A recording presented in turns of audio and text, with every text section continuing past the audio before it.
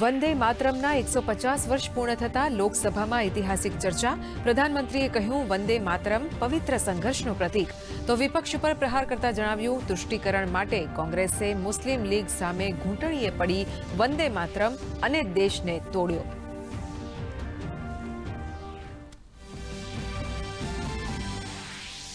વંદે માતરમ પર ચર્ચા દરમિયાન લોકસભામાં સત્તા પક્ષ અને વિપક્ષ વચ્ચે ઘર્ષણ. રાજનાથસિંહ સહિત તમામ ભાજપા નેતાઓએ કોંગ્રેસ પર સાધ્યું નિશાન.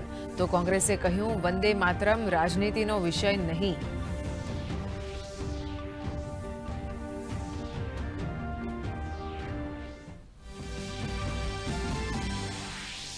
પાન મસાલા પર ઉપકર લગાવાતું બિલ સંસદમાંથી પસાર. લોકસભા બાદ રાજ્યસભામાંથી પણ સ્વાસ્થ્ય સુરક્ષાથી રાષ્ટ્રીય સુરક્ષા ઉપકર બિલ 2025 પસાર. નાણામંત્રીએ કહ્યું જીએસટી વ્યવસ્થા પર નહીં થાય કોઈ અસર.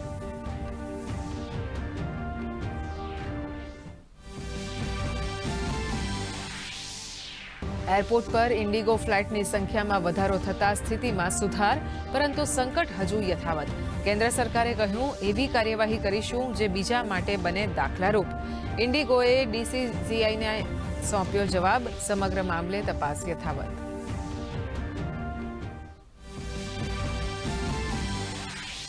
ભારતે પોતાના નાગરિકો માટે જાહેર કરી માર્ગદર્શિકા. ચીનની યાત્રા કરતા સમયે અથવા ચીનથી પસાર થતા વધુ સાવચેતી દાખવવા આપી સલાહ.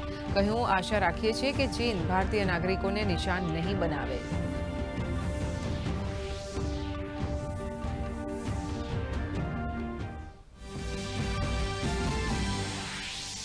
મુખ્યમંત્રી ભૂપેન્દ્ર પટેલે વિકસિત ગુજરાત સ્ટ્રેટેજી રૂમનું કર્યું લોકાર્પણ. તો ડેટા એનાલિસિસ રૂમની મુલાકાત લઈ વ્યવસ્થાનું કર્યું નિરીક્ષણ.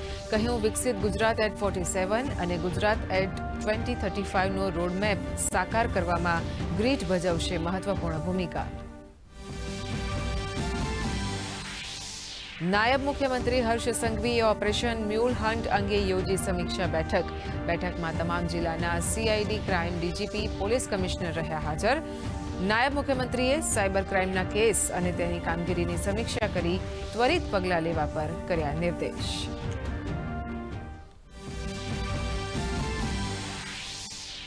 એઆઈ 5G અને સસ્ટેનેબિલિટી આધારિત માછીમારી બંદરો રાજ્યનો વૈશ્વિક દરિયાઈ હબ તરીકે કરશે વિકાસ. એફએઓ અને ભારત સરકારની ભાગીદારીથી ટીસીપી કાર્યક્રમ શરૂ. ગુજરાતના જખૌ, દીવના વણાકબારા અને પુડુચેરીના કરાઈકલ ખાતે વિશ્વસ્તરીય બ્લુ હાર્બર્સનું કરાશે પાયલોટિંગ. સર ઝુંબેશના ગણતરીના તબક્કામાં ગુજરાતનું નોંધપાત્ર પ્રદર્શન. 74 લાખથી વધુ અનકલેક્ટેડ ફોર્મના વેરિફિકેશન માટે બેઠકોનો પ્રારંભ. 11.58 લાખથી વધુ ડેમોગ્રાફિકલી સિમિલર એન્ટ્રીની પણ કરાશે ચકાસણી. તો સુરતમાં સર અંતર્ગત 16 વિધાનસભા વિસ્તારમાં 100% ડિજિટાઇઝેશન પૂર્ણ.